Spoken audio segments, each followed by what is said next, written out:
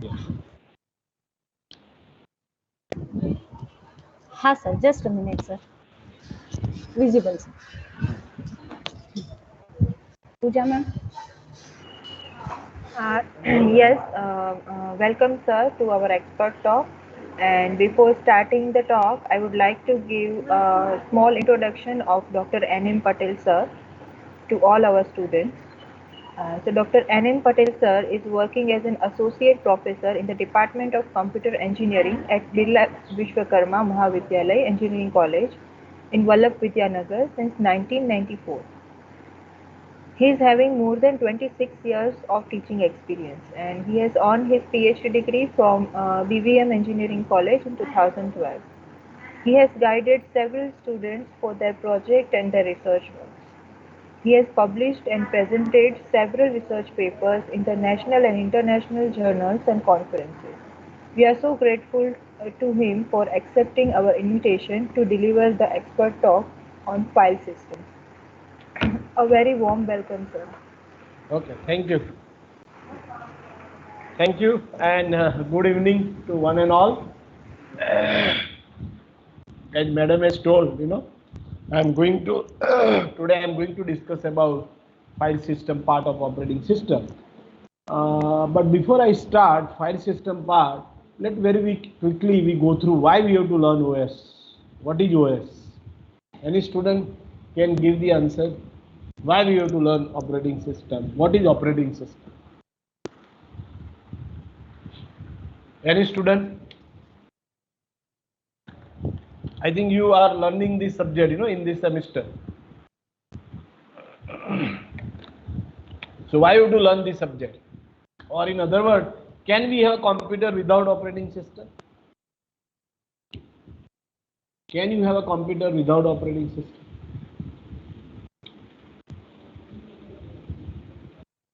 Yes? Okay. So you see, you know that modern computer system consists of one or more processor, some main memory, disk. Am I audible, right? Am I audible?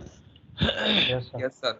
Okay, so modern computer system consists of one or more processor, some main memory, disk, keyboard, display, network interface, and other I/O devices. So if operating system is not there, then along with your application program, every time you have to write a low-level routine who control this underlying hardware, which is extremely difficult job. So writing a program that keep track of all these components and use them correctly and optimally is a difficult job. And that's why every computer is equipped with a layer of software called operating system, whose job is to manage all these devices and provide user program with a simple interface to the hardware. So every time when you write an application program, you do not have to write low-level routines to control underlying hardware, because that facility is already provided by operating system. So instance of program in execution is known as process, as you already studied. Whenever any process want any help from OS, how it request? Any student can give the answer. How process running on top of OS request OS to get some help from operating system. Suppose your process want some data from input device, or he want to send some data to output device. How process can take help from OS? Any student? How process get help from operating system? So we have seen every system is equipped with a layer of software called operating system, whose job is to manage all these device and provide user program with a simple interface to the hardware. So in which form operating system provide a simple interface to the process running on top of OS? So whenever process want, he can take any help from OS. Any student?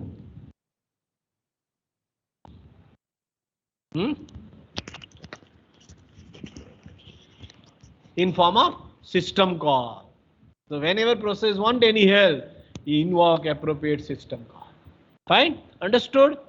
So there are two basic functions of operating system. I think you already studied. The first function, OS as an extended machine. Because we are knowing the underlying hardware is very complicated to use. But the view that we get on top of OS is very simple and more powerful machine. Because the view that we will see on top of OS, we find machine is very simple to use and it is more powerful. And that's why we call OS as an extended machine. It hides the hardware complexity, provides simple interface with the hardware. It presents the user with an equivalent of an extended machine that is easier to program than underlying. So OS as an extended machine do two things. First, he create a multiple copy of underlying hardware. We call virtual machine because today's operating system, as you know, they are multitasking. Multiple process running on top of it. Every process feel I have my own CPU, my own memory, my own IO. How it is possible? Because OS has created a multiple view of the underlying hardware. And each view, each virtual machine is more powerful because it's provide abstraction. So what is abstraction? For example, hard disk, if you see hard disk is nothing but it consists of cylinder, sector, track. So it is very difficult to use.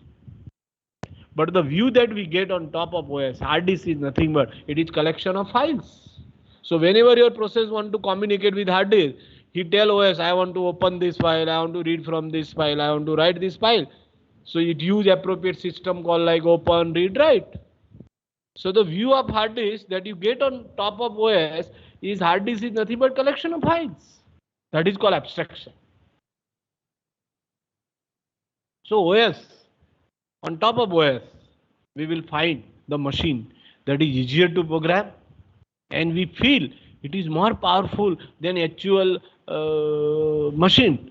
That's why we call OS as an extended machine because it provides abstraction. And that's why the view that we get on top of OS is easier to program.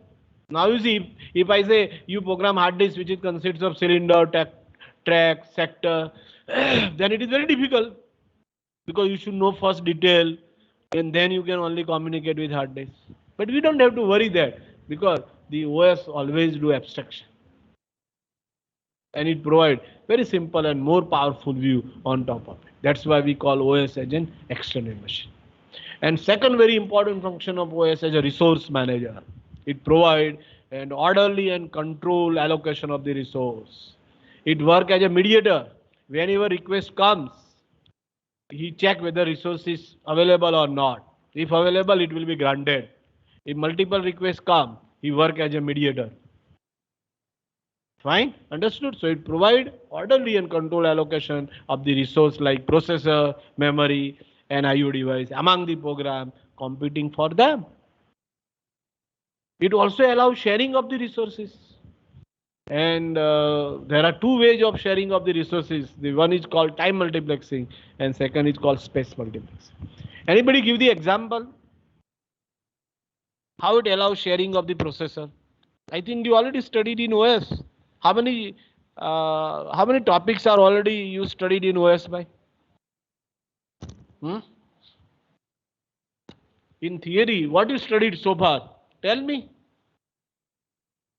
મારે એકલા જ બોલવાનું છે ભાઈ? હા, જો આવી જ રીતે લેક્ચર લેવાનું હોય તો એનો કોઈ મીનિંગ નથી મારા મત પ્રમાણે. હું બોલ્યા કરું તમે સાંભળ્યા કરો, ઘણા ઊંઘી જાય. હા, બોલો કેટલું ભણ્યા તમે થિયરીમાં ભાઈ? Process management, race condition, mutual exclusion. Yes. હા, Deadlock. હા, તો શેડ્યુલિંગ ભણ્યા કે નહીં? CPU શેડ્યુલિંગ ભણ્યા કે નહીં? હા, ભણ્યા કે નહીં? કેમ ભાઈ બોલ્યા નહીં? શેડ્યુલિંગ અલ્ગોરિધમ અત્યારે ચાલુ છે. ચાલુ છે, બરાબર. હા, તો હવે મને એક્ઝામ્પલ આપો કે આપણી પાસે એક જ CPU છે. We have only one processor, but our operating system is multitasking, multiple processors are running. So how CPU share among multiple processors? એક જ processor છે and there are many processes ready to run. So it use time multiplexing. At a time, CPU will be given to one process. When its time quantum is over, it will be given to next process. But that switching is so fast, everybody feel I am only using the CPU. So this kind of sharing is called time multiplexing. Other example is printer. You see, at a time printer will be given to one process. When its printing is over, it will be given to a second process. When it over, third process, like that. So that is called time multiplexing. At a time, entire resource will be given to one process for some fixed amount of time. The second way of sharing is called space multiplexing. Anybody give example of space multiplexing? Huh? How memory shared? There are multiple processes simultaneously reside in memory. So that is called space multiplexing. So in space multiplexing, entire resource is not given, but part of it is given simultaneously to multiple processes. Memory, disk, these are all example of space multiplexing. So operating system allows sharing of the resources by doing time multiplexing and space multiplexing. So these are the two basic functions, and you are going to learn in detail like process management, memory management, IO management, and so on. Fine. So all these you are going to learn in detail: process management, memory management, IO management, and file system. Today we are going to learn file system management part of operating system. Clear? Fine. So we know when we write an application always need to store and retrieve large amount of information. Every application need to store and retrieve information. So question is where to store this information. So one way is application can store in the process address space. But this is not a good idea. This is a bad idea. Application need to store and retrieve large amount of information.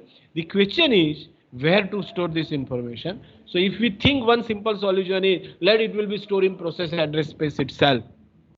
But this is not a good idea. It is a bad idea. Why? Anybody can tell why the information that your application need cannot be stored in process address space itself.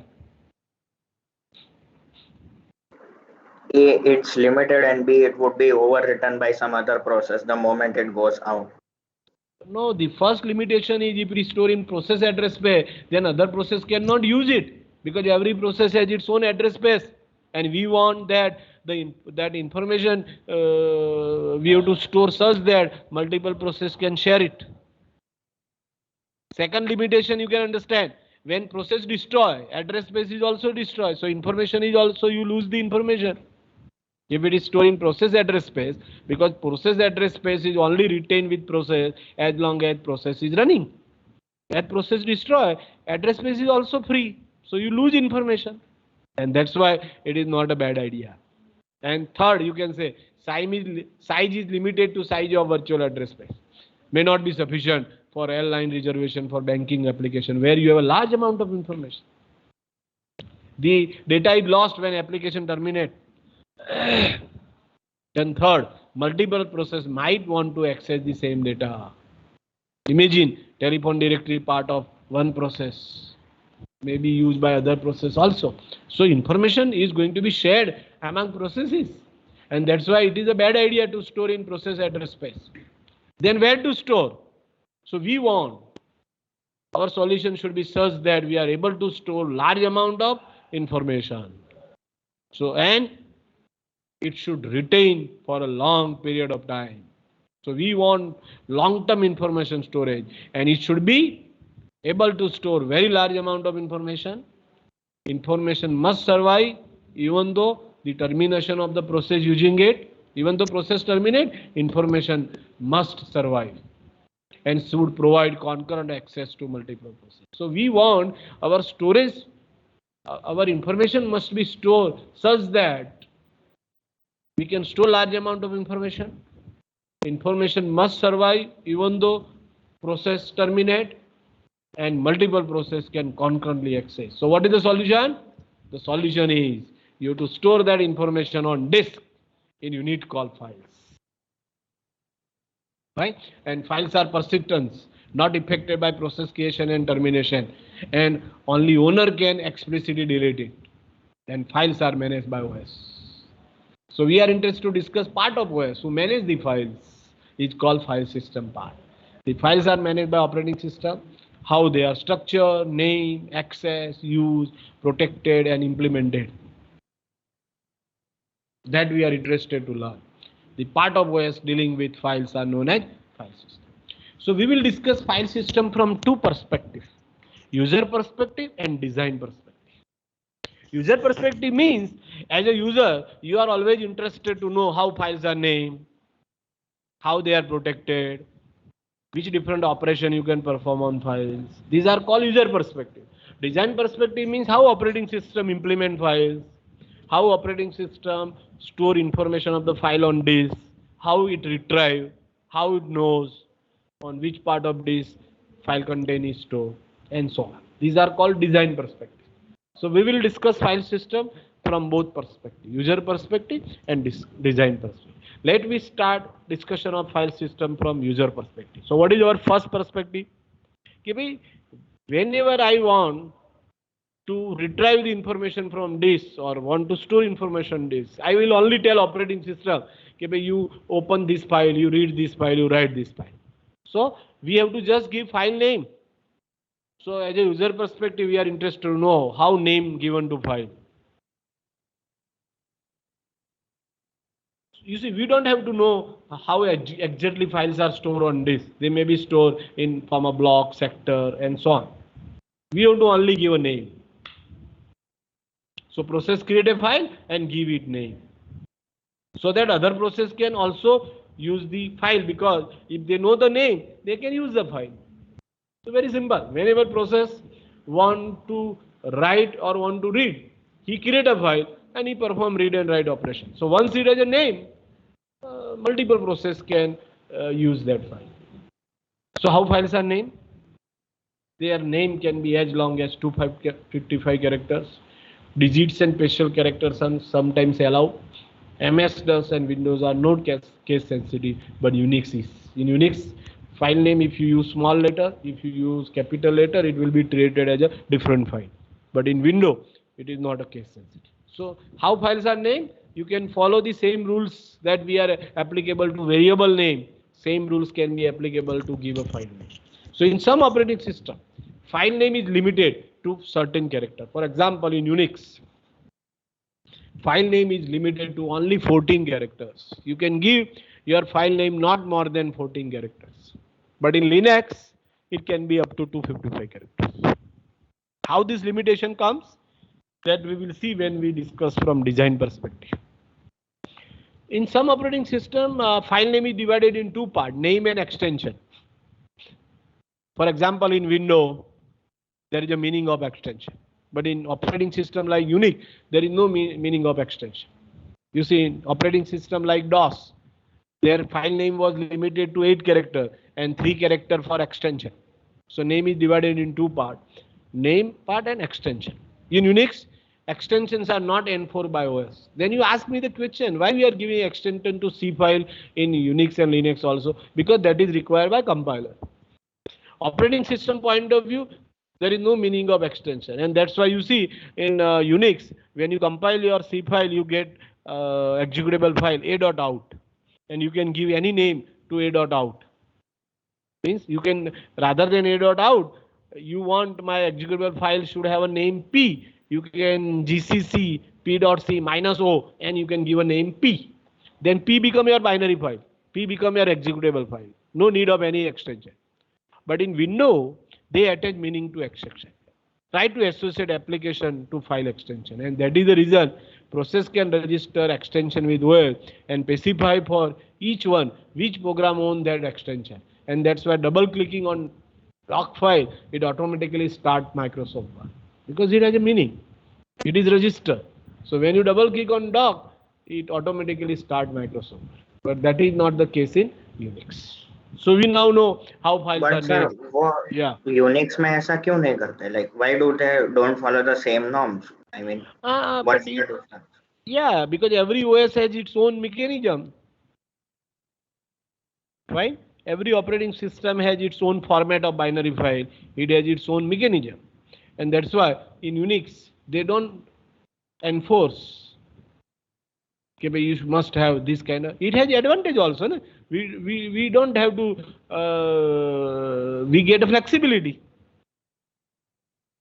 Fine. If there is no, because my binary file can be any name. I don't require .exe or something like that. So that is the reason you get flexibility. But same time you don't have this kind of facility. If you double click, you do not know which application to start or something like that, right? So that may be that is the reason, fine. Then from user perspective, what kind of view of the file we get on top of OS? When my process is running on operating system, when we want to retrieve the content of file, what kind of view we get on top of OS? So the first kind of view in some operating system is unstructured stream of bytes.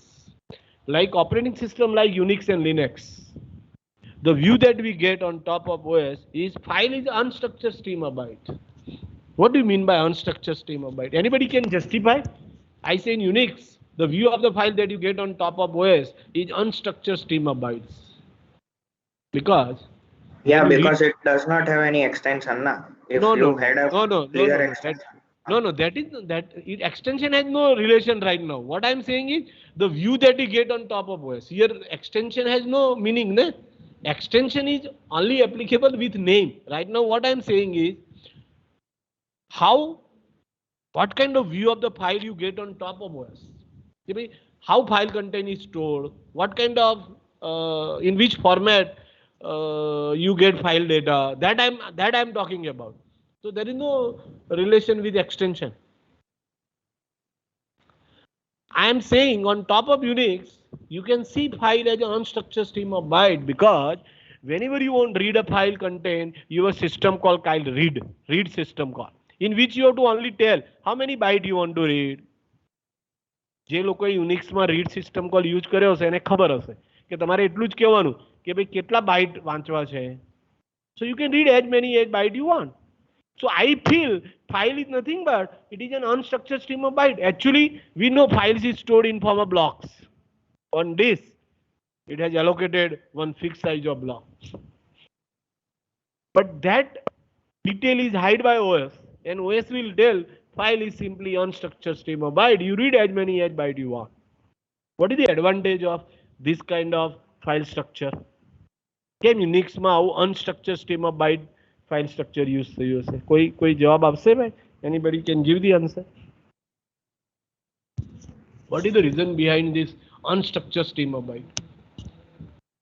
To give flexibility. You see, for example, in my application, name is 10 character, address is 50 characters. So first I read 10 and I assign it is a name. Then I read 50 and I say it is the address.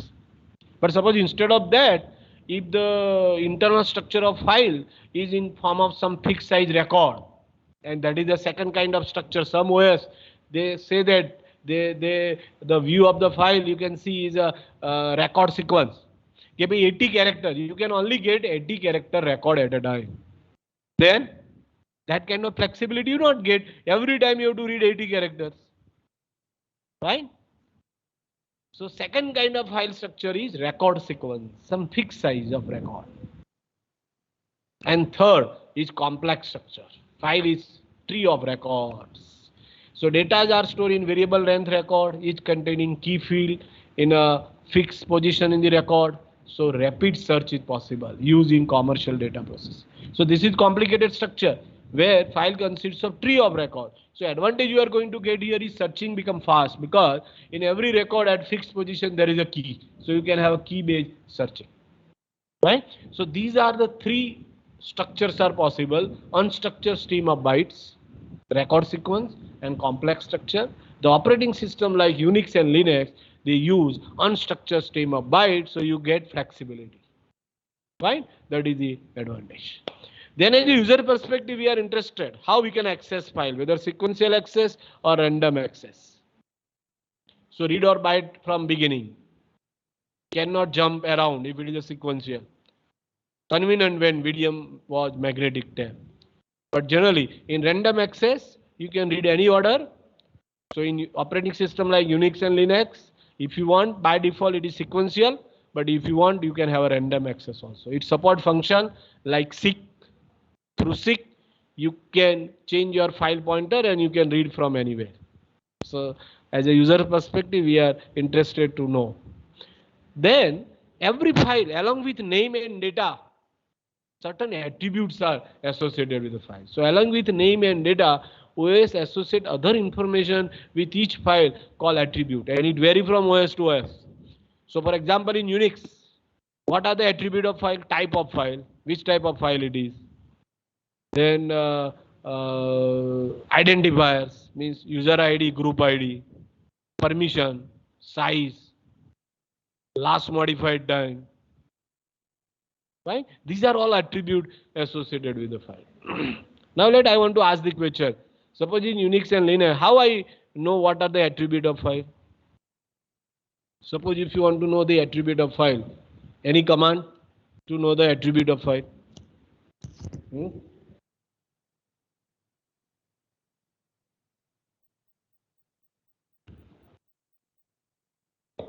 Are you performing experiment in lab?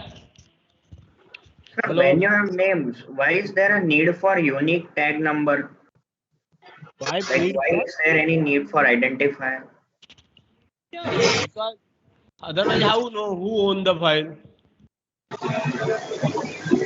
Yes. This identifier means UID, GID. How you know otherwise who is the owner of file? Okay.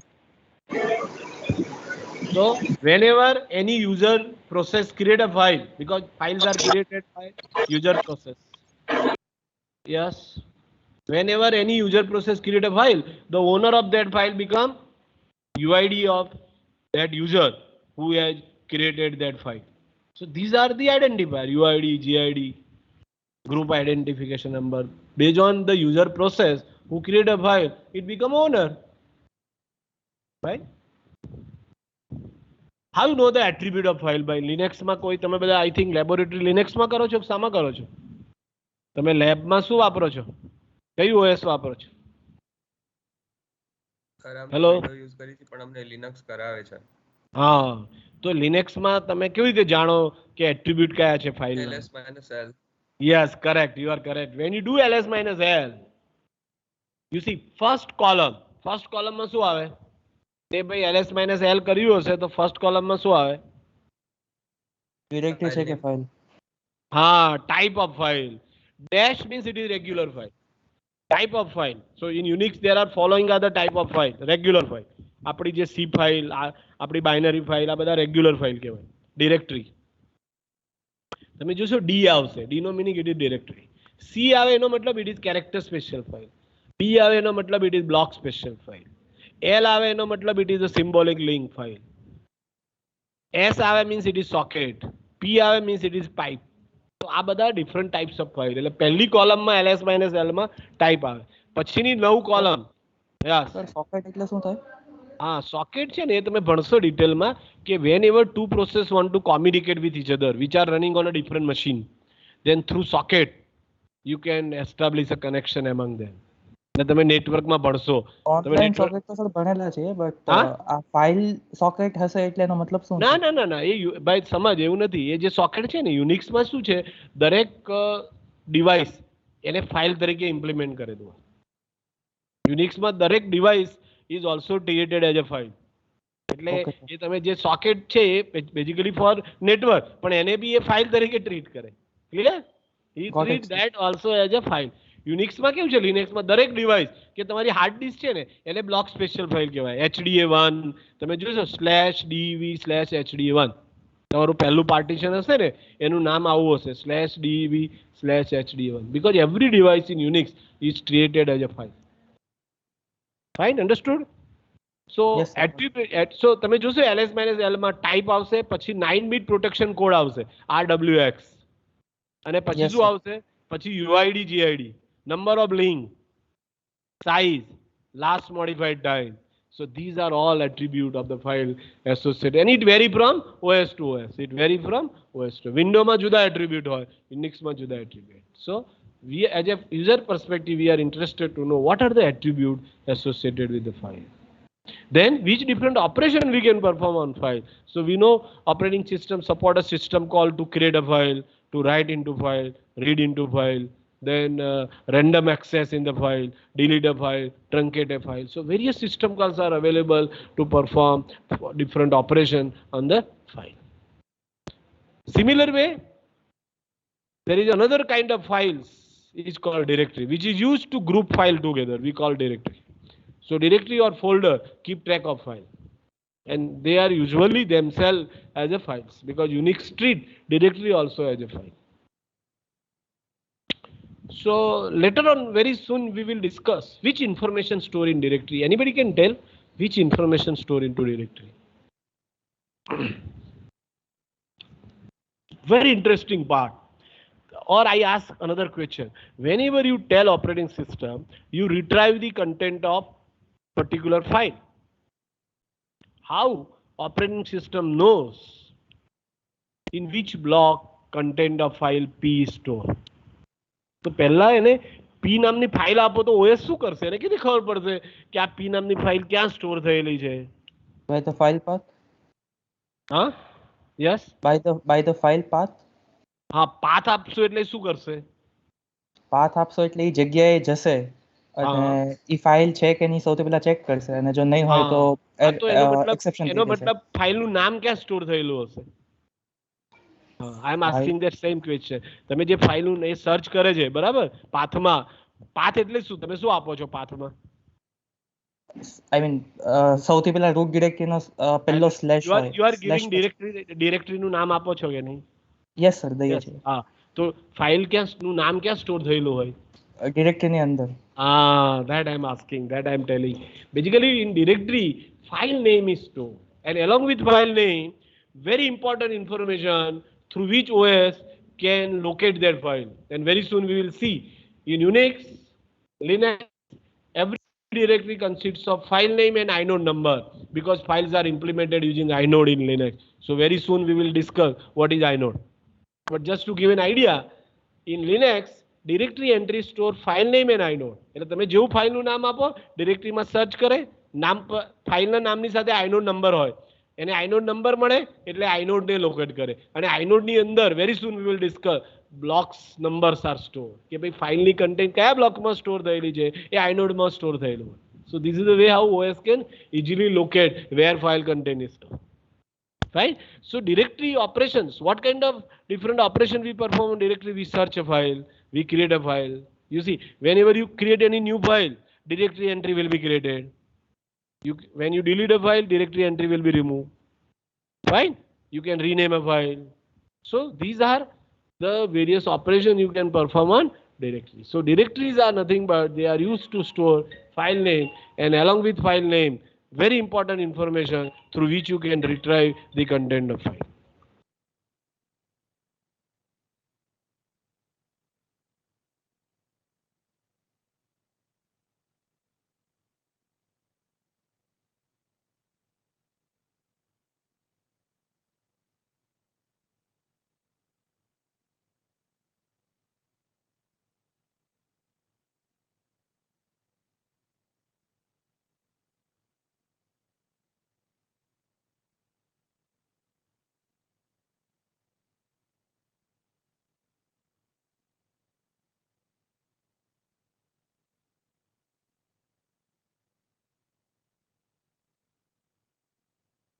Sorry. Okay. Now am I audible? Yes, Yes, sir. sir. Yes, sir. So as a user perspective, we are interested to know how directories are structured in different operating systems. So there are three ways possible. One, in old operating system, there was single directory, only root directory. So all user files are stored in a single directory. For example, you can see that square is indicated in directory, single directory. A and B and C, these are the files of different users. Right? So total 4 files. 3 files are owned by A. Sorry, means these 4 files are owned by 3 different people like A, B and C.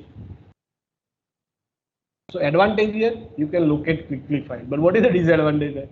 આવું હોય તો શું disadvantage થાય? એક જ directory હોય એમાં બધા જ યુઝરની ફાઇલ સ્ટોર થાય તો what is the disadvantage? Sir એક તો આપણે કોઈ ફાઇલના નામ સેમ ના રાખી શકીએ. કરેક્ટ. યુ કેન ફાઇલમાં ડિરેક્ટરીમાં વધારે ફાઇલ્સ હોય તો કોઈ પર્ટિક્યુલર ફાઇલને ફાઇન્ડ કરવી આસાન નહીં હોય. Yeah. So two different user cannot give a same name. Right? And that's why The second kind of directory structure is required, where at least every user has one directory. You have a root directory. Inside root directory, every user can create one directory. So you can understand, in root directory, user A create one directory, user B create one directory, user C create, and then round indicate files, and then they can store files. So now different user can give same file name, but again, what is the disadvantage? Suppose you have 5 subjects and you want to keep in, material of all 5 subjects in a different folder, then not possible, because here you can have only one directory per user. And that's why all modern operating system in which how directories are organized, it is hierarchical structure, and it is implemented using tree data structure. So in all modern operating system, directories are hierarchical structure. You have a root directory. Inside root directory, there are many directories. Again, you can create as many as directory. You can create as many as files. So every non-leaf node is a directory, and leaf node may be a directory, may be a file. Right? So all modern operating system use hierarchical directory structures implemented as a tree. Clear? Understood? So as a user perspective, I am interested to know how directories are organized. So they are organized as a hierarchical structure. તમે જો Linux જુઓ તો you have root / inside root you have so many directory etc, bin, home, and so on. All user directories are stored in which folder by? Anybody give the answer? Linux માં home ની અંદર તમે જ્યારે બી નવો user create કરશો એનું folder automatically home માં બની જશે. And then he can create as many as directory he wants. So that kind of hierarchical structure we have. Then as just we are discussing at the user perspective, whenever I want to refer a file, how I refer a file? I have to specify path name. So operating system allows us to refer any file by specifying a path name. So there are two ways to specify path name. One is called absolute and second is called relative. Any path start with root. Any path start with root is called absolute path. So for example, what is the absolute path of lib? For example, I want to refer, suppose let gym, then what is the absolute path of gym? /usr/gym. That is called absolute path. Any path start with / is called absolute path. The relative path means the path which is not start with root is called relative. It may be relative to your current working directory.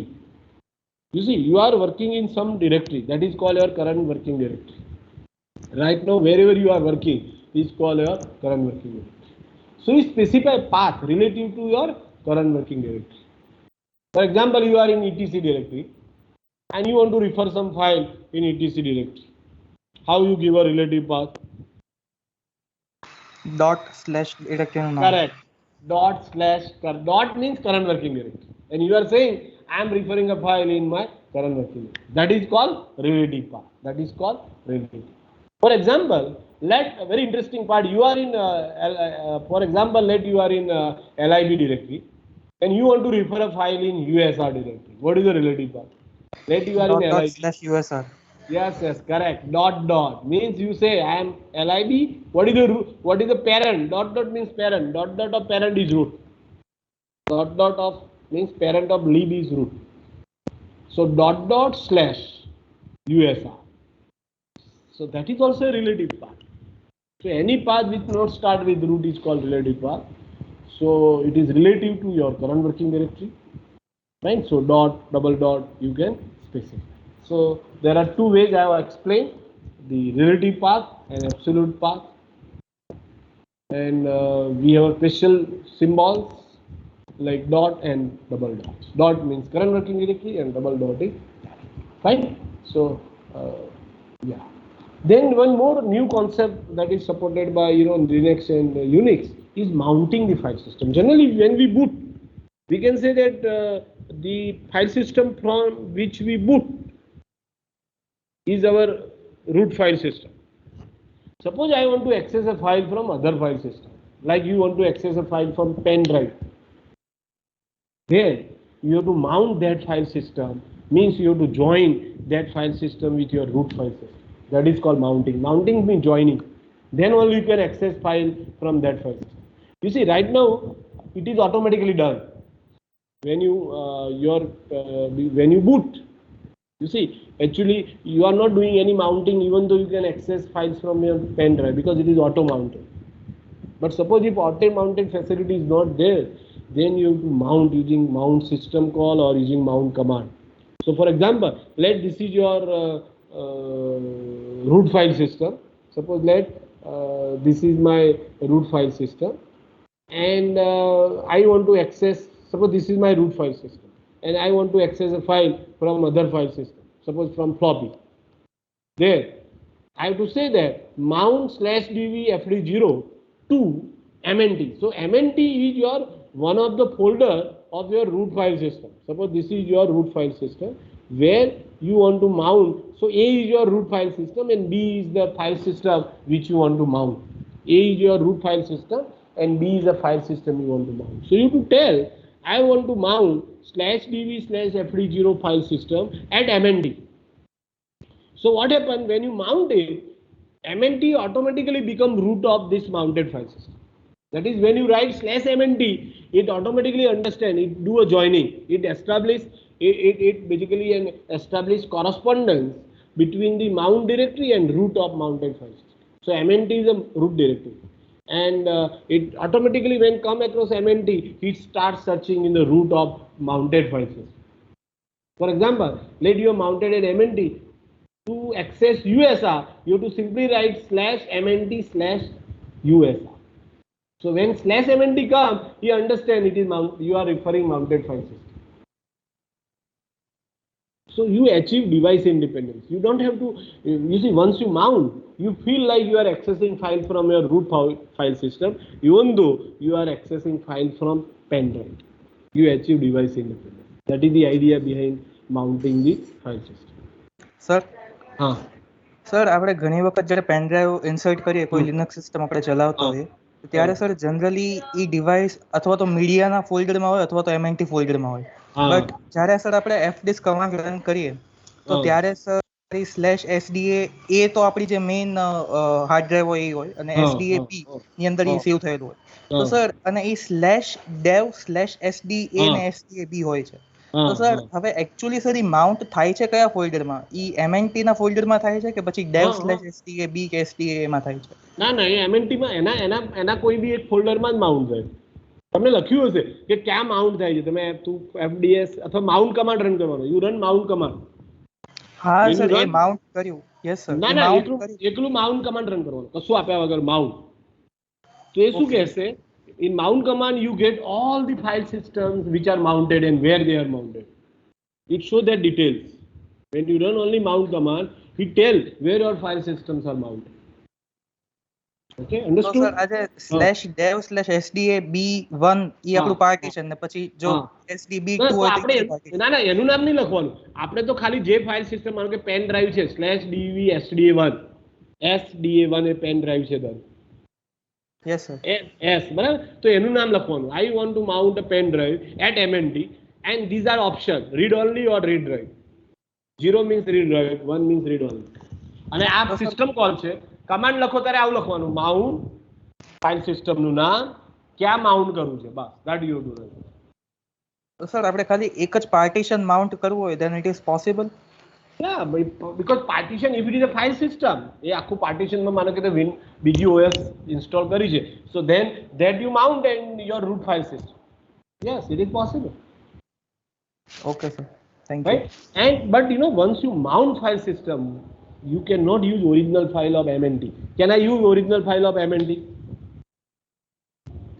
Once I mount, you cannot use, because when you MNT comes, he never search in MNT. He directly starts searching in the root file system of your mounted file system. And that's why generally we prefer empty folder. We prefer empty folder. We prefer. If it is not empty, it is okay. But we prefer so that, and once use is over, you unmount it. You unmounting. Sir આપણે જ્યારે generally format કરવી હોય કોઈ બી ડ્રાઈવને તો sir generally આપણે fdisk command જ કરતા હોઈએ છીએ લિનક્સમાં. fdisk આપણે પાર્ટીશન માટે યુઝ કરતા હોઈએ છીએ ને. હા કરેક્ટ રાઈટ સર. સો સર આપણે ફોર્મેટ કરીએ ત્યારે સર જનરલી આપણે પાથ જે છે એ /dev/ પછી ડ્રાઈવનું નામ sdb કે sdab જે બી હોય એ રીતના દઈએ છીએ. તો સર ત્યારે આપણે ડાયરેક્ટલી સર mnt ની અંદર જે આપણે ડ્રાઈવ હોય એનો એ પાથ વખતે દઈને તમે માઉન્ટ નથી કરતા, એ વખતે તમે ખાલી ફાઇલ સિસ્ટમનો લેઆઉટ ફોર્મ કરો છો. માઉન્ટ તો ક્યારે કરવાનું, એકવાર આખી તમે ઇન્સ્ટોલ થઈ ગયું હોય અને પછી તમારે એને તમારી ફાઇલ સિસ્ટમ એને યુઝ કરવું હોય, then you have to mount it. Okay okay sir fine, you are preparing your file system. Mount તો કેવું હોય, ઓલરેડી ફાઇલ સિસ્ટમ રેડી છે તમારી કે ભાઈ પેન ડ્રાઈવ છે which is already you have stored some file which is already and the file system is already created, everything is there, you just want to access the file. So Unix ને Linux માં કેવો concept છે કે ભાઈ you feel like you are single file system, you feel like you are single file. જ્યારે આપણે વિન્ડોમાં તો કેવું છે કે ડ્રાઈવ લેટર ઉપરથી CDE એવા કોન્સેપ્ટ છે, જ્યારે લિનક્સમાં એવું છે કે ભાઈ you feel like you single file. એટલે other than root from which you boot, જે ફાઇલ સિસ્ટમમાંથી તમે બૂટ થયા એ સિવાયની કોઈ બી ફાઇલ સિસ્ટમની ફાઇલ વાપરવી હોય, you have to mount it, then only you can use it. Fine, understood? Okay, so this is all about file system from user perspective. Okay, let one more point before I shift to design perspective. Yeah, one more, how files are protected. As a user, we are interested to know how files are protected. I think you are already knowing there is a 9-bit protection code. How we can change the protection code of the file? Which command? Through which command we can change this permission associated with the file? Any student? chmod. Huh? Yes. Chmod, yes. Through chmod. Chmod command is used to change the permission associated with the file. You can have 3 permission: read, write, and execute. For owner, group, and others. So UGO, owner, group, others. So 9-bit, 3 bit for each. So either you can give octal notation or you can use a symbolic notation. So both is possible, right? So it is like this. For execution, you have to give 2⁻0 means 1. For write, 2⁻1 means 2. And for read, 2⁻2 means 4. So 4, 2, 1. So based on what permission you want to give, all 3, then 7. Because 4 plus 2 plus 1, 7. You want to only give read and write, 4 plus 2, 6. You want to give only execution, 1. Shall I give? So this way you can form an octal notation and then you can write chmod 761. So 7 means all permission to owner, group has read write, and others as execution permission. So this is the way how 9-bit protection code can be changed. Clear? Fine. So now let me start discussion of file system from design perspective. So we already knowing our hard disk basically divided into partition, and you can install different operating system in different partitions. So when we install operating system, first we have to form file system layout. So this is divided into partitions, one or more partition. Sector 0 of this is called master boot record, that store partition table, and it tell from which partition you have to boot. So your active partition, you also know from that, and from that he will boot. After partitioning, you have to format it. When you format the partition, it form a file system layout. File system layout means you divide your partition in 2 parts: system area and data area. In data area, your all files are stored. So data area is divided into some fixed size unit called blocks, where all files are stored. And system area store the information which is used by operating system. So for example, if you see Unix system area consists of boot block, super block, inode, and data area. You see, this is generalized slide.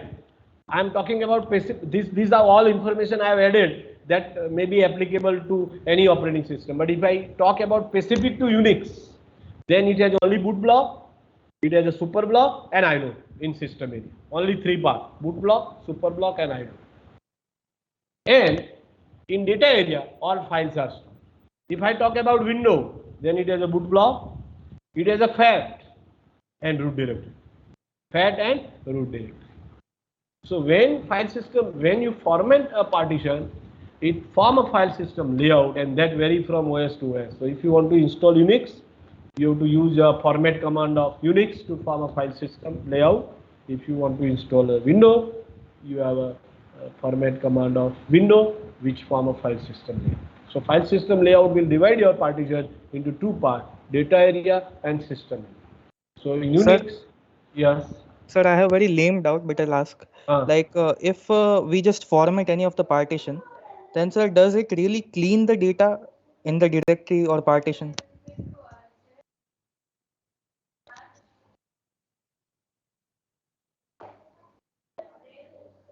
Hello, sir, you are not audible.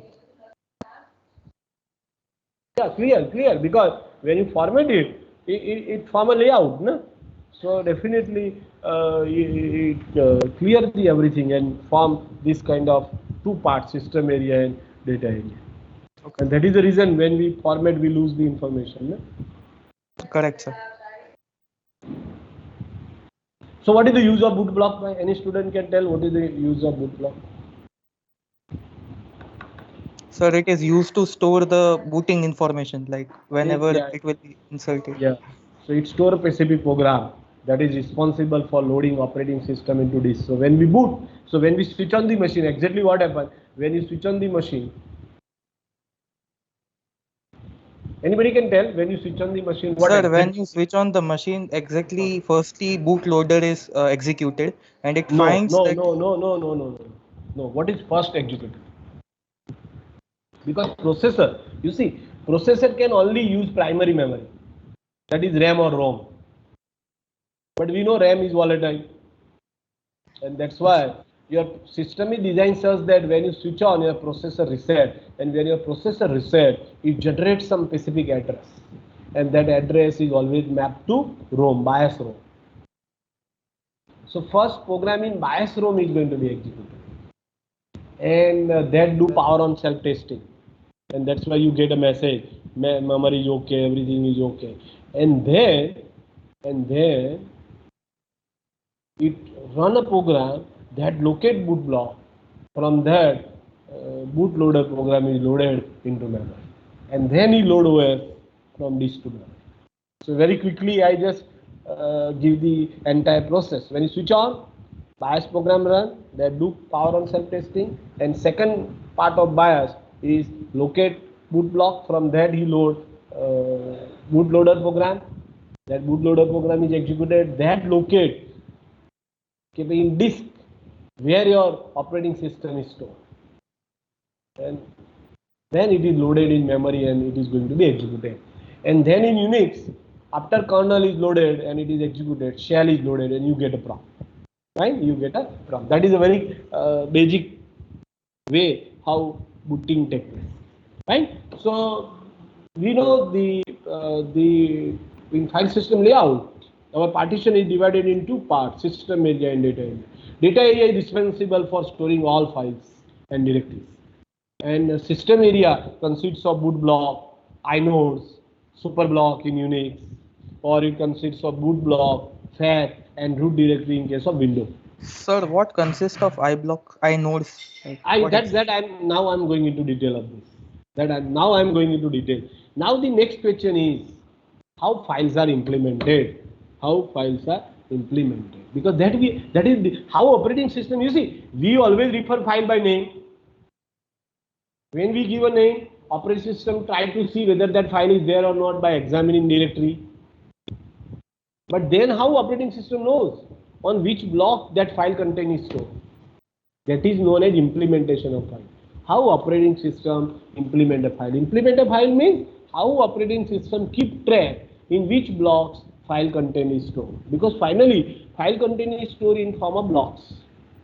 So how operating system keep track in which blocks file content is stored. So there are different ways use different mechanism. So in general, there are four ways.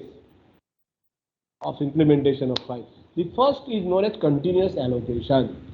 So in continuous allocation, to store the content of file, continuous blocks are allocated, one after another. So for example, suppose to store a content of file, first block is 50, then second is 51, 52, 53, like that. So you can understand what is the disadvantage of continuous. So let first method we discuss, continuous allocation. So first way of implementation of file, you see in examination also, this question may be asked to you. Briefly explain implementation of files. When they say implementation of files, means how operating system keep track of blocks where file content is stored. So the first way is continuous allocation, where to store the content of file, continuous blocks are allocated. You see, file C, file A, file E, file B. Now, how operating system keep track? Okay, file G, which are the 3 blocks? File E, which are the 12 blocks? So what it do? Anybody can tell? By the reference of the first block, it keeps on adding. So in directory entry, you store a file name and only store starting block. જો ફાઇલના નામની સાથે starting block store કરી દે. Once you know starting block, remaining block they are continuous, fine. And size, number of blocks, starting block and the number of blocks used to store the content of file. You can easily locate the content of file. So important is starting block, file નું નામ અને starting block. Clear? What is the disadvantage? Size પર depend કરશે ને કે ફાઇલની size ક્યાં પૂરી થાય છે. ના એટલે એને ખબર હોય ને કેટલા બ્લોક છે, એનું સ્ટાર્ટિંગ બ્લોક અને number of blocks use by that file, આ બે ઇન્ફોર્મેશન હોય તો થઈ જાય. So you know the starting block, you know the number of blocks. But આના disadvantage શું થાય ભાઈ continuous block allocation? You should know the file size in advance, then only it is possible. Second disadvantage is file cannot grow, because suppose after file C there is no free space, because C then D then D then E. Now suppose file C want to grow, how it can grow? So what they have to do in that case? So one solution is they have to move that file C to other space of the disk where you get that many continuous blocks to store the new content of file C. Clear? But it causes fragmentation. Your disk, you may get many free blocks that are not utilized. That is called fragmentation. Clear? मैं समझाई कि तुमने continuous allocation में advantage શું? What is the advantage of continuous allocation? Easily કરી શકાય ફાઇલ્સને manage. Access of file is reversing. Yeah, access of file is fast because only you have to locate starting block. Once you locate, all are continuous. So because we know in accessing of disk, seek time, rotational latency. So here seek time is only come once to find a first block, because then all are continuous. So access of file is very fast, but it has many disadvantages. You should know file size in advance. File, to grow the file, you require continuous space. If it is not available, you have to move a file. It causes fragmentation. Still, anybody knows where this continuous allocation still is in use? Anybody knows where this continuous? It is still used in. So you see, these are pros and cons. Sir આપણા જે સ્ટ્રક્ચરમાં memory allocation હોય છે ને continuous હોય. ના એ જુદી વસ્તુ છે, તમે બે કમ્બાઈન ના કરો. મેમરી અને આ ડિસ્કની વાત થઈ રહી છે. મેમરીમાં હોઈ શકે, fine, that is a different thing. What I am saying is which file system still use continuous allocation? CD-ROM and DVD. Why? Because you know file size in advance, because in CD-ROM once you write you cannot change. So CD-ROM and DVD, but you want fast access, so CD-ROM and DVD still use continuous allocation. But બંને mixing ના કરો. Memory જુદી વસ્તુ છે. Right now we are discussing file system, means it is on disk. Fine, understand? So what is the advantage? It simply you require starting block and size and performance. Entire file can be read with 1 SIG because all blocks are continuous. But disadvantage, extra fragmentation, because you have to move file from one place to other place if file want to grow. So generally still CD-ROM and DVD they use continuous allocation. Right? So that's why need arise for second implementation of file, and that is called linked list implementation. That is called linked list implementation. काम होतो का? हाँ बोलो. 1 minute, huh?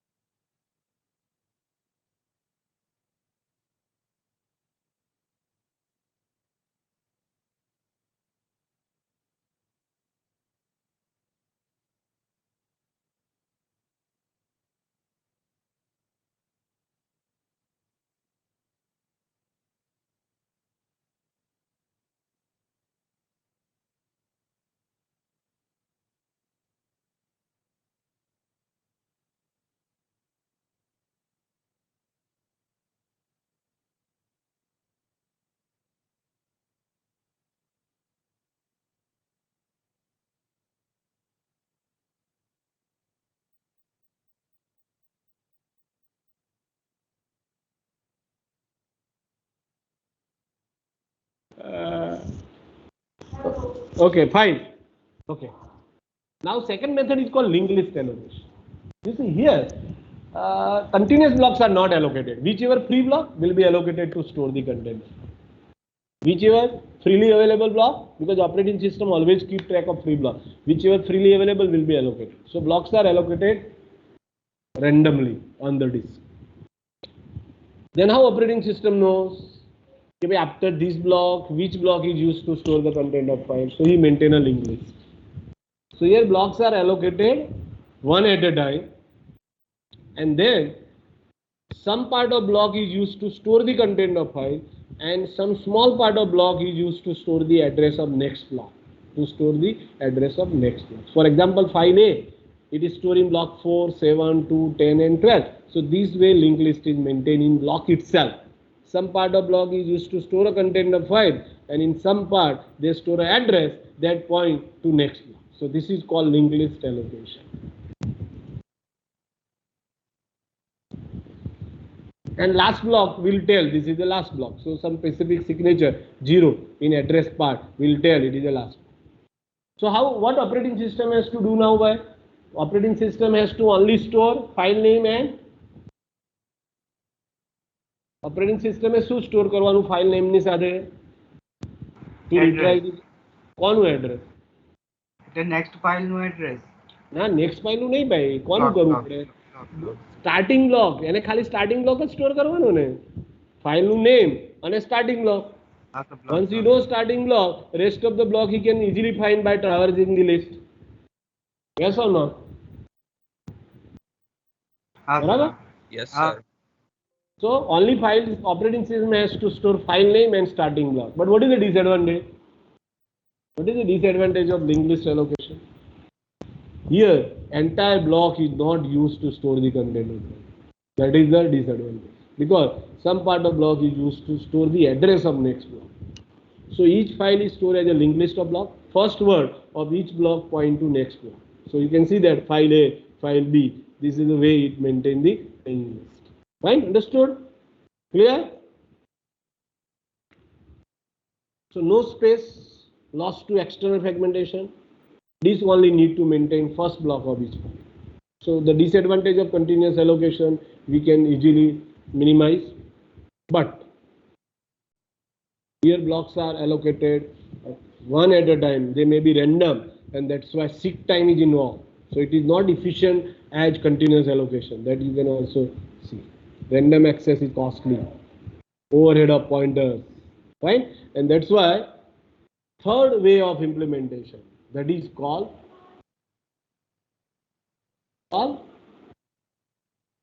implementation linked list using table.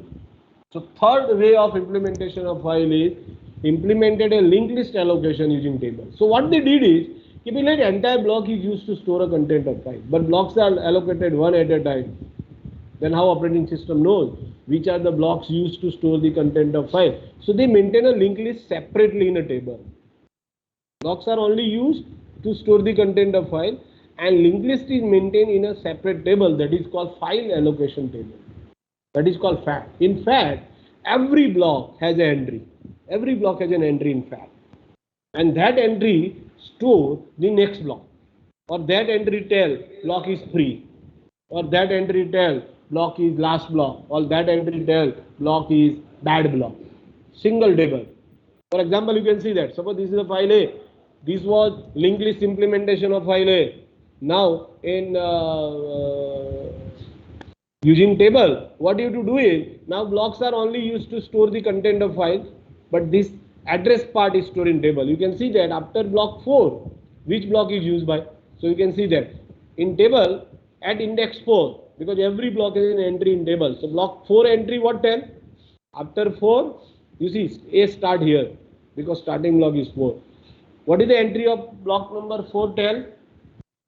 Table માં by fourth index Next equals to entry. next block Next block. no number 7 entry tell next is 2 tell next is 10 say next is 12, and 12 say it is the last block -1. Same way for file B, starting was 6. Yes, file B start here. After 6, 3 tell 11. After 11, 14, and 14 is the last. So this way, every block has an entry in file allocation. And now blocks are only used to store the content of file. So this kind of implementation is called linked list allocation using table. And MS-DOS window, they use this kind of file. That's why we call FAT32 file. What is the meaning of FAT32? FAT32 means each entry, આ જે entry છે ને એ 32 bit છે એટલે. So this entry, for each entry 4 byte is required. That's why it is called FAT32. If 2 byte is required, then it is called FAT60. And so on. What is the disadvantage? Anybody can tell what is the disadvantage of this kind of way of implementation? Any student can think and tell? Slow થઈ જાય system. Yeah, because FAT is very large and it cannot be loaded in memory. It is on disk. FAT is on disk because it is very large. And that's why to access the content of file, every time you have to go to disk to know what is the next block. And that degrade performance. And that's why need arise for fourth kind of implementation, and that is used in Unix and Linux. It is called inode based implementation. So Unix and Linux file system is based on inode. Fine. So I think this we already discussed. FAT, what is the pros and cons? Here entire block is available for data. Random access is faster than linked list. But as I have told, FAT is very large. It cannot be loaded in memory. Jo 20 GB disk હોય અને 1 KB block size હોય તો FAT કેટલો જગ્યા જોઈએ FAT માટે? 20 million entry. કારણ કે દરેક બ્લોકની એન્ટ્રી હોય એટલે આપણી પાસે કેટલા બ્લોક થયા? 20 GB divided by 1 KB, 20 million block. So 20 million entry અને એક એન્ટ્રી માટે 4 બાઇટ જોઈએ તો 80 MB of memory is required if you load FAT in memory. Suppose FAT ને મેમરીમાં લોડ કરું તો 80 MB space is required where my disk is 20 GB. And 80 MB is very large, and that's why FAT cannot be loaded in memory. And that's why need arise for last kind of implementation, that is called inode based implementation. Inode is a data structure, right? In inode, attribute of the files are stored, all attribute, and then blocks are stored where file content is stored. So somebody was asking, what is inode? Inode is nothing but is a data structure. They are kept, they are on disk. क्या હોય inode by? After boot block, આ તમે જોયું ને file system લેઆઉટમાં આપણે જોયું. After boot block, there is inode. FAT क्या હોય? After boot block, there is a FAT in Windows. After boot block, there is a inode in Unix. So inodes are on disk. and inodes are stored in table. So you can easily see that to locate an inode, what do you require? You require an index, and that index is nothing but it is called inode number. So inode number is indirectly indicating the location of inode. Inode number 0, 1, 2, 3, 4. That means your inode is at index 1, your inode is at index 2 in inode table. So to locate an inode, we require inode number. So when files are implemented using inode, what operating system has to do is, along with file name, he has to only store inode number.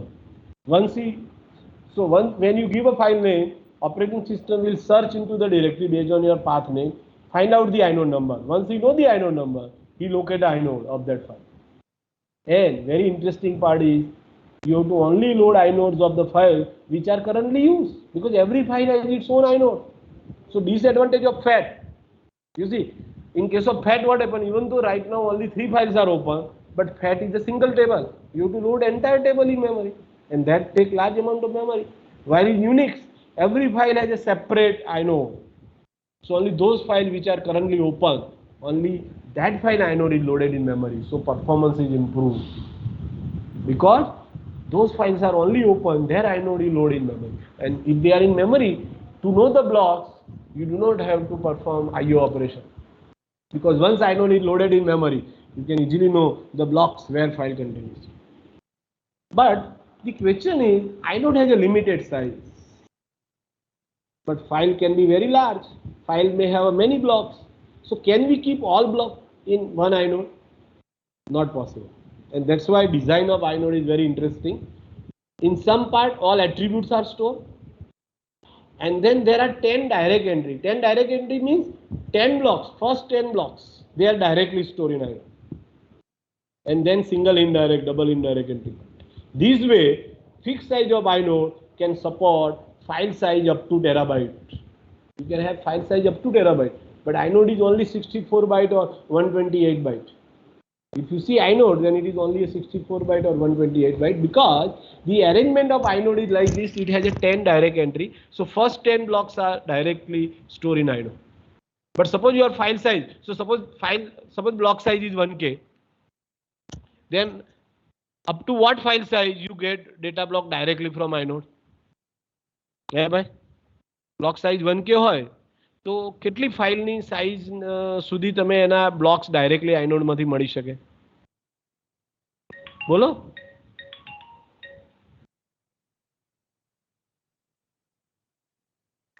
Sir 10 KB.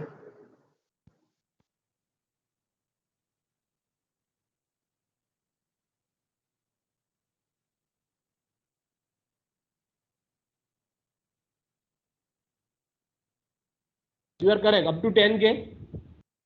But when file size is larger than 10K, it requires single indirect. Single indirect meaning so, this is not a data block where file content is stored, but this is a block from where you find rest of the data block. એને કહેવાય single indirect. જો આ block છે એમાં data નથી, પણ આ બ્લોકની અંદર બીજા બધા જે બ્લોકમાં ફાઇલની કન્ટેન્ટ સ્ટોર થઈ છે એ બ્લોકના નંબર છે, એટલે એને કહેવાય સિંગલ ઇનડાયરેક્ટ. એટલે you can understand 10K plus suppose block size 1K હોય અને એક બ્લોકનું નામ રાખવા માટે 4 બાઇટ જોઈતા હોય, તો યુ કેન સી ધેટ આમાં 256 ડેટા બ્લોક સ્ટોર થઈ શકે. સો 256K પ્લસ 10K એટલે 266K ડાયરેક્ટ અને સિંગલ ઇનડાયરેક્ટ થી 266K file can be address. સમજ પડી હું શું કહેવા માંગુ છું? આ 10K બ્લોકની સાઇઝ 1K હોય અને એક બ્લોક નંબર રાખવા માટે 4 બાઇટ જોઈતા હોય તો 1K divide by 4 256. So 256K એક બ્લોકની સાઇઝ 1K છે તો 256K એ સિંગલ ઇનડાયરેક્ટ થી થાય, 10K ડાયરેક્ટ થી થાય, સો ટોટલ 266. પણ એનાથી બી મોટી હોય તો ડબલ ઇનડાયરેક્ટ. એવું કે this is not a data block, but this is a block in which you find a block. It is again an address. From that you get a data block. Double indirect. આ બી address block છે, આ બી address block છે, એની અંદર data block store થાય. Similar way triple indirect. Similar way triple indirect. So I am not going into detail of this, but you get an idea that this is the structure of inode through which Unix supports file up to terabyte. It can have a terabyte size. Inode is 64 byte, but it can support file size up to terabyte. You understand inode? I think somebody was asking what is inode. You understand inode by? Yes, sir. And this file system is used. So somebody asks you, what is the file system of Unix? You have to say it is inode. Linux also inode. Only difference is in Linux, inode size is slightly different. It has 13 direct entry, then single indirect double entry.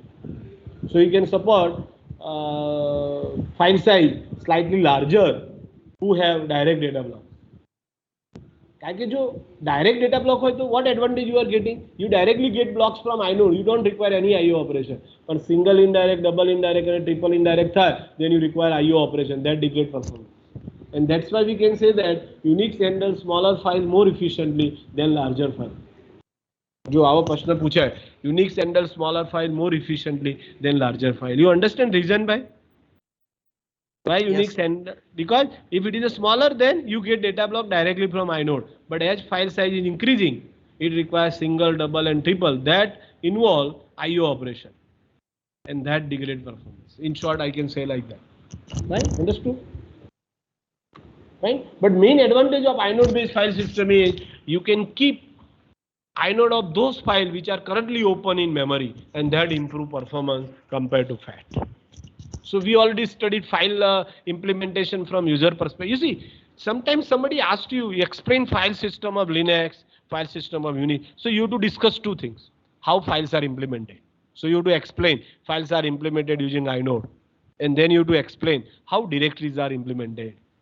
So as I already told, directories are implemented. They store file name and in Unix, along with file name, they store. What they store? Maybe file path, directory path.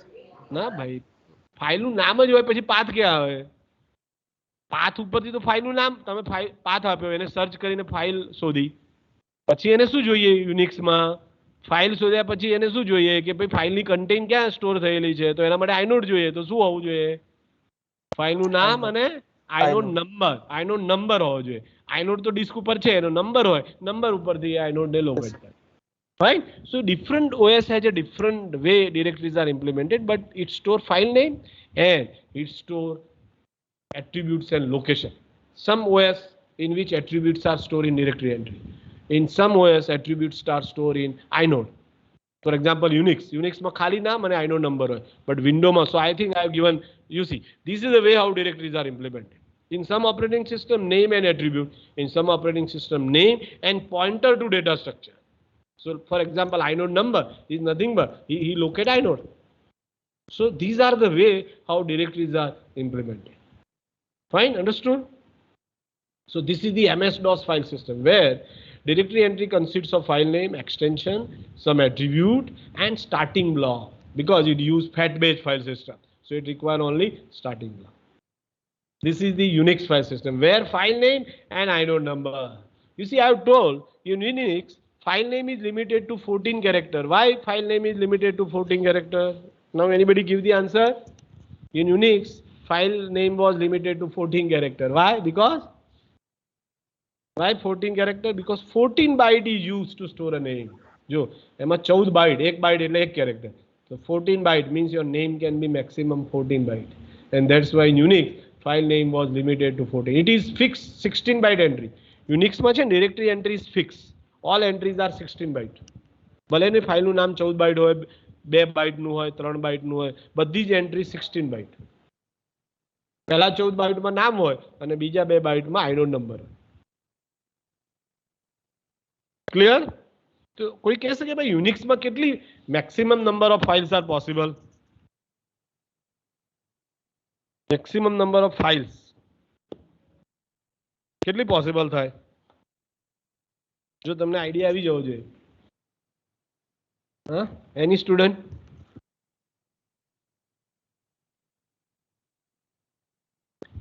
દરેક ફાઇલને inode number આપવામાં આવે તો કેટલા maximum inode possible થાય? જો આની બધી ખબર પડે આઇનોડ નંબર માટે કેટલા બાઇટ છે?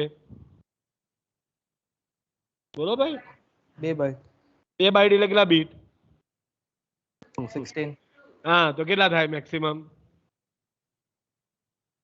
મેક્સિમમ કેટલી ફાઇલો પોસિબલ થાય? 2 raised to 16, 64K.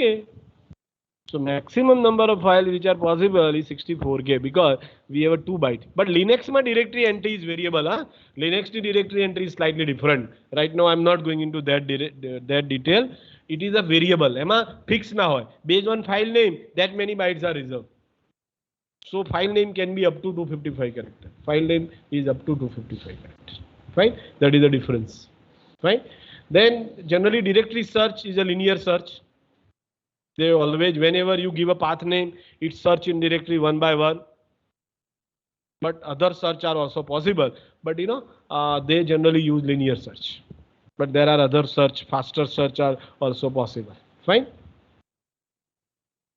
See, this is the way how when you give a path, how operating system will locate the file and its content. When you give a root, જો root માં search કરે. root માં USR માટે search કરે. Yes, there is an USR. અહીંથી એને શું મળે?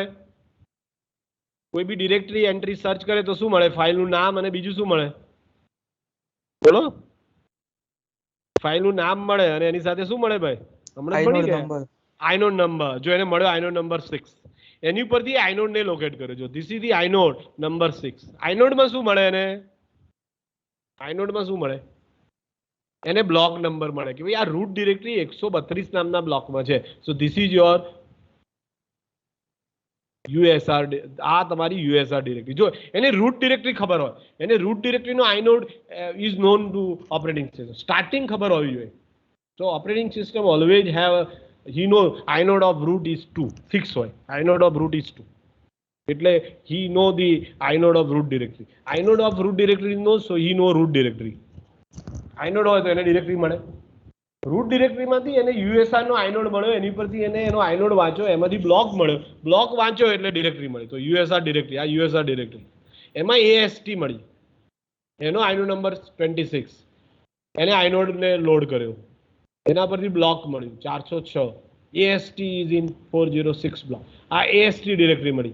AST માંથી mbox મળ્યું and he get inode number 60 and he load inode 60. માનો કે mbox file છે. For example, mbox is file. So file inode is loaded into memory. Once inode is loaded, he know the blocks where file content is. This is the way how OS can retrieve the content of file. જો આખો mechanism મેં તમને સમજાવી દીધો. તમે path આપો, OS એની ઉપરથી ફાઇલની content કેવી રીતે રિટ્રાઈવ કરે. સો this is the way how it retrieve the content. સમજાઈ ગયું ભાઈ તમને? You understand this complete mechanism? Yes sir. In Unix and Linux, there is a concept of sharing of the file. Okay, by suppose in a different directory, you are in different directory. Suppose one is in directory B and other in directory C, and they are working on common project. So they want to access same file simultaneously. That is possible by establishing a link of that file. So what they do is, suppose let in directory B there is a file called B. C also want to use B. So what he do? He create an entry of B in C. So creating an entry, so link means they have a different name. Please understand, they have a different name, but file is same. Means inode number is same and inode number is same.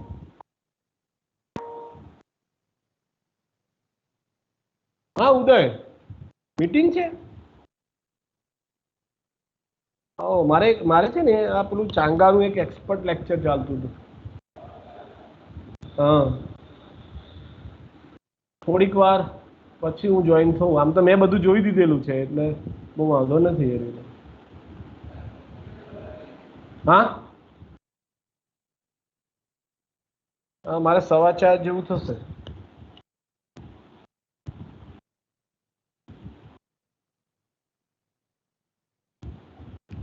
હા hello. હા શું કહેતા હતા? હા તો એવું જ કર્યું. હા તો આમાં બહુ વાર નહીં લાગે. તો 4:30 કરીએ. 4:30 તો 4:30 કરીએ. એવું કરો, 4:30 કરીએ. હા એટલે 5-1 મિનિટ આમ આગું પાછું થાય. ના ના 4:30 જોઈન થઈએ. 4:30. હા બસ એવું કરીએ. હા ઓકે.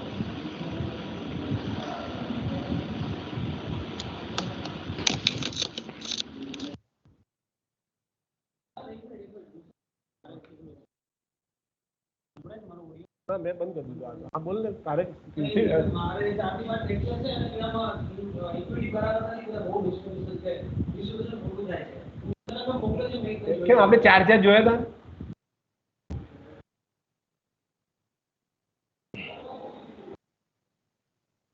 તો જઈને કહીએ ત્યાં તો 5 વાગે પછી મારે લેક્ચર છે મયુર 5 વાગે મારે લેક્ચર છે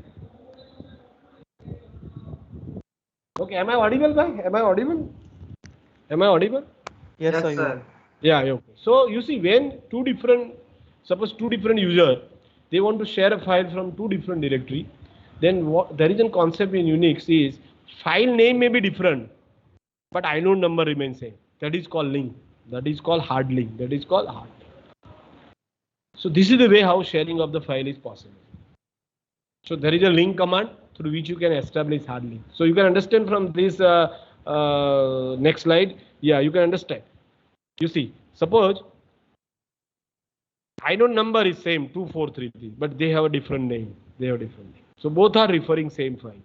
And to keep track in inode of 243, there is a link count which is incremented. So link count is 2, that indicating 2 directory entry are pointing to this inode. Link count is 3, that indicating 3 directory entry are pointing to, and like that. Fine, that is called hard link. That is called hard link. There is a symbolic link also. In symbolic link, one special file is created in which path name is stored, like shortcut in Windows. That is called symbolic link. Right? So this is special file is created in which path name of the file is going to be stored, and that path name will say that I am a file with this inode number. Right? Understood? So this special file is created, and that consists of suppose for example this is a soft link in which path of fo.txt is created, and that say my inode is 243. So when you open soft link, you get this path, and from that you get inode number 243. So you can understand what is the disadvantage of soft link. Yes, બોલો sir તો hard લિંકમાં sir exception નહીં આવે sir કેમ કારણ કે બંને sir એક જ ફાઇલને પોઈન્ટ કરે છે તો હવે hard.ln કે જો હશે તો એની ઉપર સપોઝ કોઈ એક આઇકન છે રાઈટ તમે એની ઉપર ક્લિક કર્યું તો સર હવે એને ખબર કેવી રીતના પડશે કે ઈ foo.txt ને એને ઓપન કરવાનું છે ઈ સર એ તો તું પાથ નહીં આપે ભાઈ ફાઇલનું નામ નહીં આપે તું ઓપન કરે ત્યારે શું આપે ફાઇલનું નામ આપે કે નહીં યસ સર હા તો પછી નામ આપ્યું તો એને એ ડિરેક્ટરીમાં સર્ચ કરશે ત્યાંથી એને 2433 મળ્યો તો હાર્ડ ડોટ લિંક આપીશ તો ત્યાંથી બી આ જ આઇનોડ મળશે સેમ ફાઇલ એને ખબર છે ફાઇલ ઇઝ ઓલરેડી ઓપન તો એ શું કરશે ઇટ અલાઉ ટુ યુઝ ખાલી એ ટ્રેક રાખવા માટે કેટલા લોકોએ ઓપન કરી છે એના માટે એક રેફરન્સ કાઉન્ટ હોય છે હવે એ ડિટેલમાં હું નથી જતો એમાં એક રેફરન્સ કાઉન્ટ ઇન્ક્રીમેન્ટ કરી દે કે ભાઈ આટલા લોકોએ કરન્ટલી ઓપન કરી છે correct sir okay there is no problem. But what is the disadvantage of soft link? ખ્યાલ આવે તમને શું થાય કે ઓરિજિનલ ફાઇલ ના ઓરિજિનલ ફાઇલ રિમૂવ થઈ જાય if original file is removed you cannot use it જો આમાં ઓરિજિનલ ફાઇલ ના કાઢી નાખો then you cannot refer that file પણ હાર્ડ લિંક માં એવું ના થાય માનો કે આને કાઢી નાખો તો still you can refer that file કારણ કે લિંક કાઉન્ટ ડિક્રીમેન્ટ થાય જ્યારે કોઈ બી ડિરેક્ટરી એન્ટ્રી રિમૂવ કરો એટલે એનો લિંક કાઉન્ટ રિડ્યુસ થાય but still you can use that file till link count is non-zero. So these are certain advantage, disadvantage of hard link and soft link. ln command એમાં -s option વાપરો ત્યારે soft link થાય અને -s option ના વાપરો તો hard link create થાય. So you can do that in laboratory. So this is about hard link and soft link. Then we already knowing how operating system keep track of free disk space. There are free blocks. So in Linux and Unix they maintain a link list. જો જે free block હોય ને એમાં જ એનું link list maintain કરે કે ભાઈ આટલા બ્લોક ફ્રી છે અને પછી કે ભાઈ બાકીનું લિસ્ટ 516 નામના બ્લોકમાં છે બાકીનું લિસ્ટ 482 નામના બ્લોકમાં છે આને કહેવાય લિંક લિસ્ટ એપ્રોચ અને આને કહેવાય bitmap approach there is a second approach કે one bit is used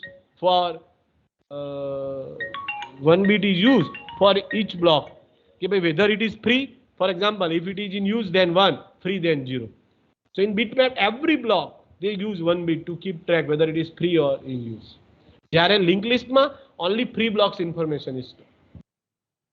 use block હશે એ તો inode માં હશે જ એટલે ખાલી એમને free block નું link list maintain કરવાનું. So these are the two approach. Unix use link list method. I am not right now going into detail what are advantage and disadvantage of each. Then disk space management. Maybe what should be the block size? It cannot be very large, it cannot be very small. Because if it is too small, then what happens? Suppose if it is very large, then what happens? Let me see. Suppose the data block size is very large, then space is not utilized properly. Suppose block size 16K hoy, and you want to store only file 4K, then amount of space which is wasted is very large. Internal fragmentation. Right? If block size is small, then space utilization is good. But you know the time required to read a large block or small block is almost same. Came almost same. Because block access will invoke a seek time, rotational latency and transfer time. Seek time and rotational latency remain constant. Only transfer time depends on block size. So whether block is large or small, because seek time is very large. And that's why whether you read a large block or small block, it take almost same time. I'm not going into that detail. It take almost same time. And that's why when block size is larger, in the same time you are transferring large amount of data, so you have a good data rate. So when block size is larger, good data rate. When block size is smaller, जो graph ऊपर दी, when block size is smaller, space utilization is good, but as block size is increasing, utilization become poor. But if block size is small, you have a lower data rate, but as you increase the block size, you have a higher data rate. So block size should be such there, good space utilization, good data rate, and that's why 4K, 8K is more common. Generally, Unix and Linux generally use 8K block size. So 4K and 8K is more common block size. So this is about disk space management. Then what are the measures taken to improve file system performance? We already studied.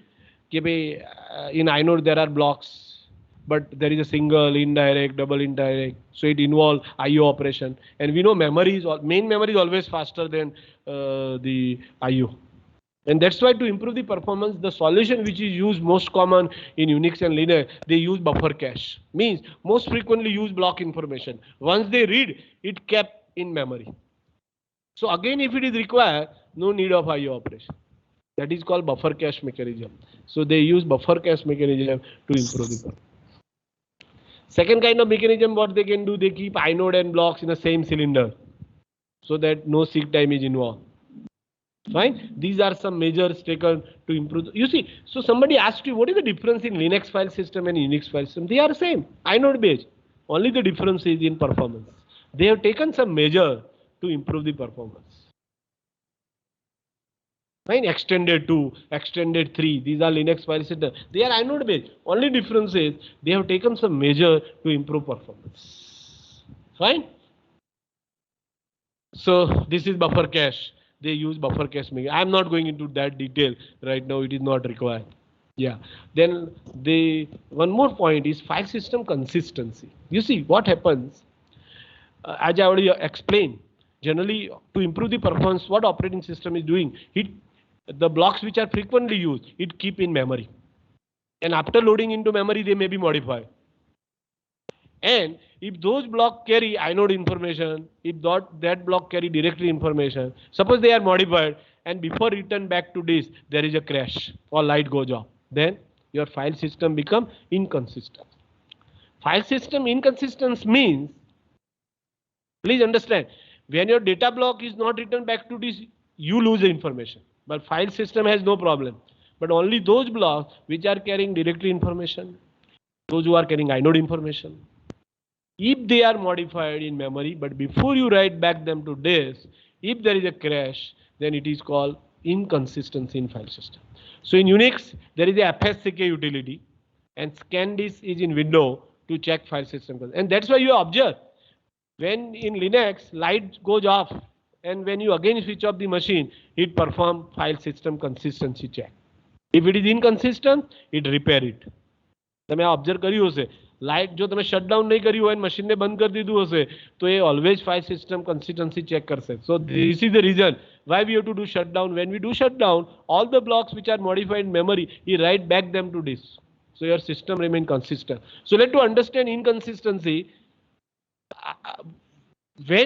Because of inconsistency, what happened? Suppose let operating system has allocate one block to store the content of file. Means it is removed from free list and added into inode. Let inode is written back to disk. So inode say I have allocated block, but free list is not written back to this. So that block, and light goes off. So that block indicate I am free, as well I am in, call inconsistent. You see, either block must be in free list or must be in use list. Then you can say it is consistent.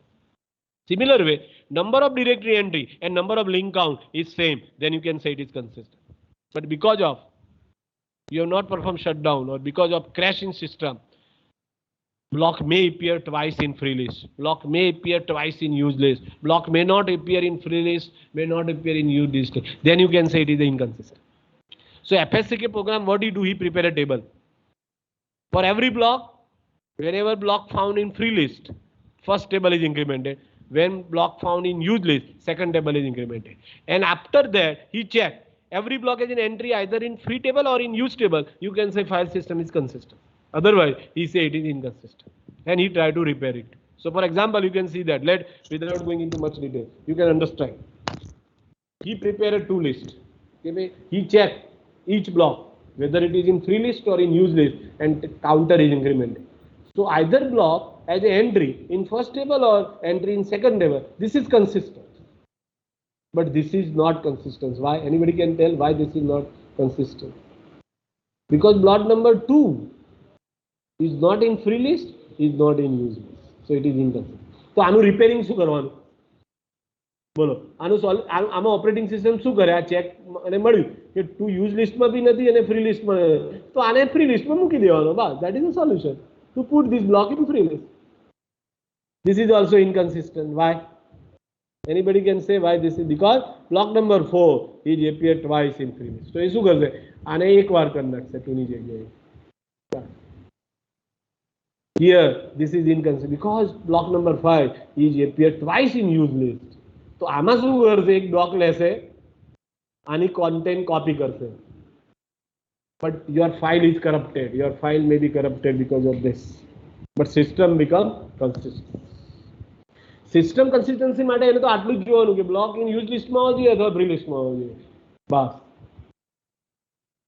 If it is not, he try to repair it. એ જ રીતે file number of directory entry must be equal to link count. Then you say it is consistent. Fine, understood? So this is the solutions used. Fine. So this is all about file system. I have completed because I have one meeting, so I have to complete slightly faster. Right? But suppose if you have any doubt, you can ask.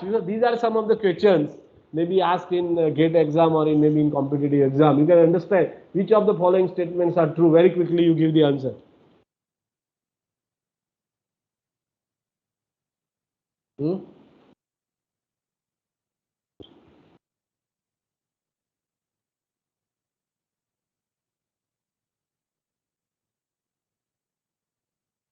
બોલો ભાઈ, શું આવશે જવાબ?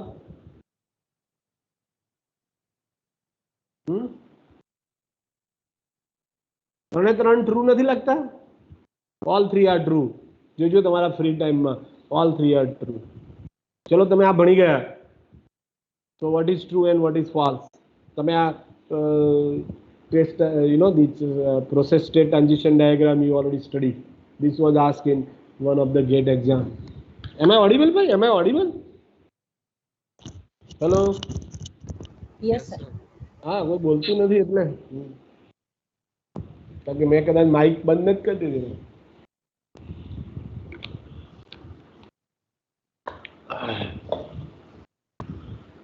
Yes.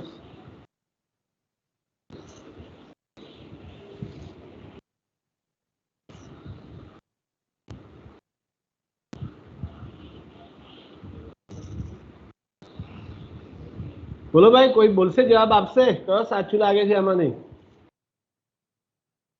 જો પહેલું સાચું છે,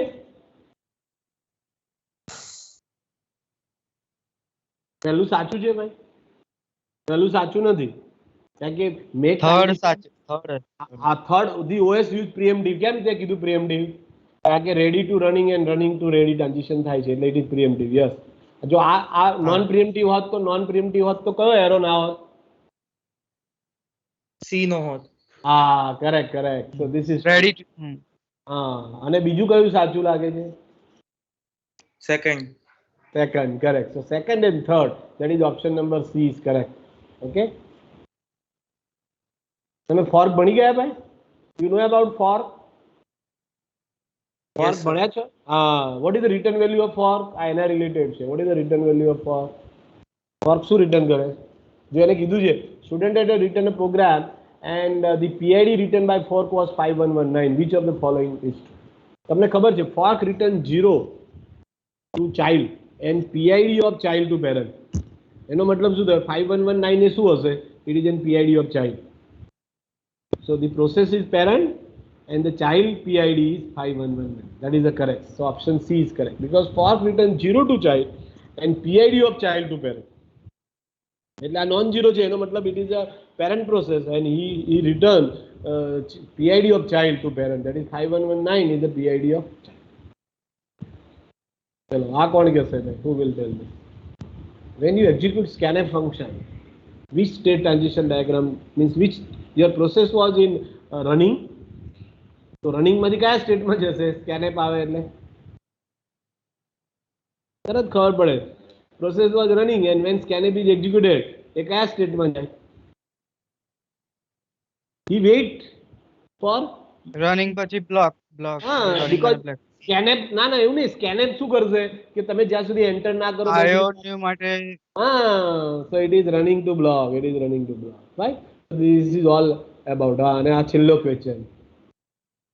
Which of the following allocations can be used if no external fragmentation is allowed? ખાલી external fragmentation શામાં થાય છે ભાઈ? કયામાં થાય? આપણે external fragmentation શામાં થાય? કઈ સ્કીમમાં? તમે ભણ્યા અત્યારે? મેં સમજાવ્યું નહીં? કયામાં થાય external fragmentation? કન્ટિન્યુઅસમાં. કારણ કે તમે એક ફાઇલ કન્ટિન્યુઅસ હોય, હવે એને વધારે લઈ જવી તો બીજી જગ્યાએ લઈ જવું પડે એટલે હોલ ક્રિએટ થાય. External fragmentation means if there is unused space between two allocated space, it is called external fragmentation. Internal means out of allocated space, some space is not used, then it is called internal. So continuous allocation do external fragmentation. પણ link ને index માં એવું થતું નથી, એટલે 2 and 3 is correct. Index means table, right? So 2 and 3 is correct because there is no external fragmentation because one block at a time is allocated and that's why there is no external fragmentation. So this is all about, right? So if you have any question, you can ask.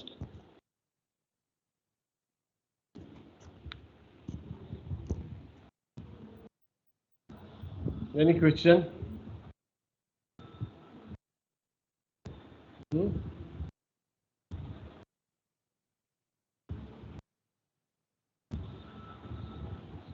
No question? That means you understood or you don't understand. There are only two possibilities. Eh? You understand everything or No sir, no question. no question. You understand it properly, bhai? Yes sir, yes. Yes, sir. Fine. Okay, then we stop here. Madam, I have completed slightly, earlier because I have one meeting, So I try to complete as fast as possible. But I have covered, all the things which I want to cover.